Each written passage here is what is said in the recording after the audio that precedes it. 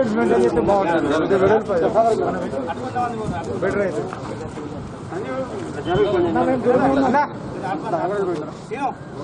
ఆ గుంపులు ఉన్న వాళ్ళు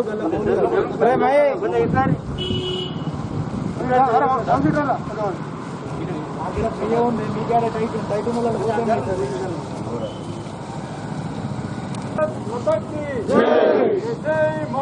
भारत माता नरेंद्र मोदी गाరి నాయకత్వం వర్ధిల్లాలి నరేంద్ర మోడీ గారి నాయకత్వం వర్ధిల్లాలి బండి సంజయ్ గారి నాయకత్వం వర్ధిల్లాలి అరవింద్ గారి నాయకత్వం వర్ధిల్లాలి భారత్ మాతా కీ జై बीजेपी जिंदाबाद भारतीय जनता पार्टी जिंदाबाद भारतीय जनता पार्टी जिंदाबाद नरेंद्र मोदी गाరి నాయకత్వం వర్ధిల్లాలి నరేంద్ర మోడీ గారి నాయకత్వం వర్ధిల్లాలి బండి సంజయ్ గారి నాయకత్వం వర్ధిల్లాలి అరవింద్ నాయకత్వం వర్ధిల్లాలి बीजेपी जिंदाबाद बीजेपी भारतीय जनता पार्टी जिंदाबाद भारतीय जनता पार्टी जिंदाबाद भारत माता की जय भारत माता की जय नरेंद्र मोदी गाరి నాయకత్వం వర్ధిల్లాలి नरेंद्र मोदी गाరి నాయకత్వం వర్ధిల్లాలి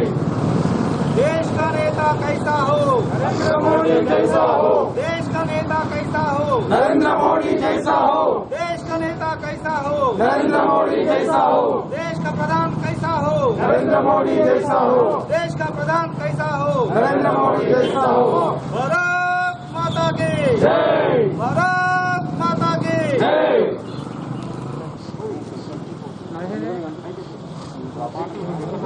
మీదికి వెళ్ళిపోయి మీదికి పోయి అట్లా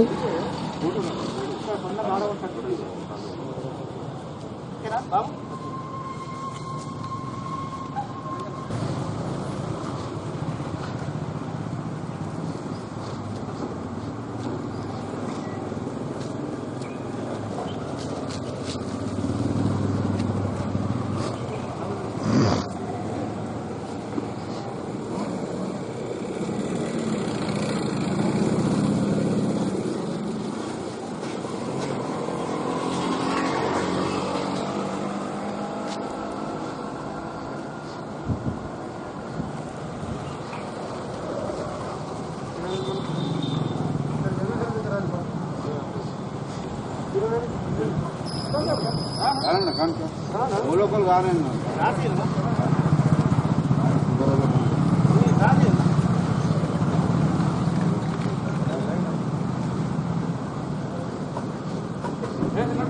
आनंद बैंक को गाने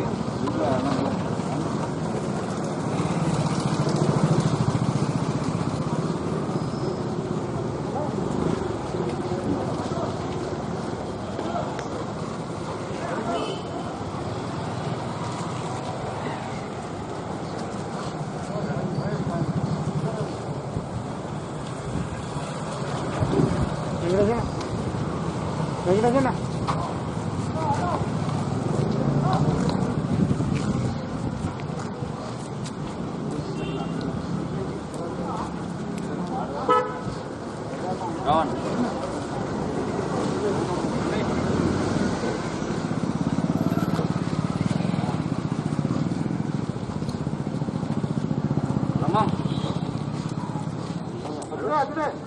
Hey,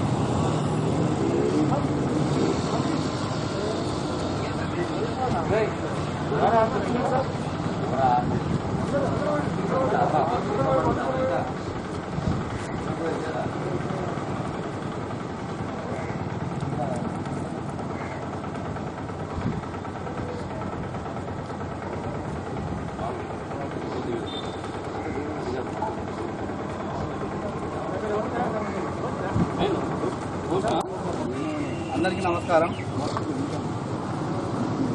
నిన్న మన భారత ప్రధానమంత్రి గౌరవనీయులు శ్రీ నరేంద్ర మోదీ గారు మన దేశ ప్రజలను ఉద్దేశించి మాట్లాడుతూ ఏదైతే ఈ వ్యాక్సినేషన్ గురించి మాట్లాడుతూ దేశ ప్రజలు అందరికీ కూడా ఉచితంగా వ్యాక్సినేషన్ ఇవ్వబడుతుంది, కేంద్ర ప్రభుత్వ ఆధ్వర్యంలో ఇవ్వబడుతుందని చెప్పి నిన్న ప్రకటించారు. అంతేకాకుండా ఈ దీపావళి వరకు కూడా పేద ప్రజలకు దేశంలోని 80 కోట్ల మందికి పైగా ప్రజలకు నిత్యావసర వస్తువులు రేషన్ పదార్థాలు మొత్తం కూడా పూర్తిగా ఉచితంగా అందిస్తామని చెప్పి ప్రకటించారు.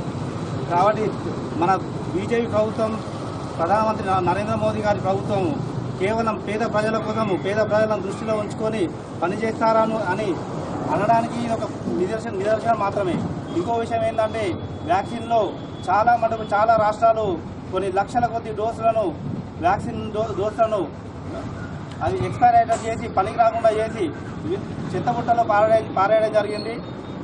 అలాగే కాబట్టి కేంద్ర ప్రభుత్వం నరేంద్ర మోదీ గారు ఈ రాష్ట్రాలకు వ్యాక్సిన్పై పెత్తనం ఇవ్వకుండా సొంతంగా పేద ప్రజలకు అందరికీ అందుబాటులో ఉండాలని చెప్పి పేద ప్రజలందరూ కరోనాతో పోరాడి గెలవాలని చెప్పి అనే ఉద్దేశంతో ఉపయోగ లక్ష్యంతో మొత్తం వ్యాక్సినేషన్ మొత్తం కేంద్ర ప్రభుత్వం ఆధీనంలో దేశ ప్రజలందరికీ కూడా ఉచితంగా ఇవ్వడానికి ముందుకొచ్చారు.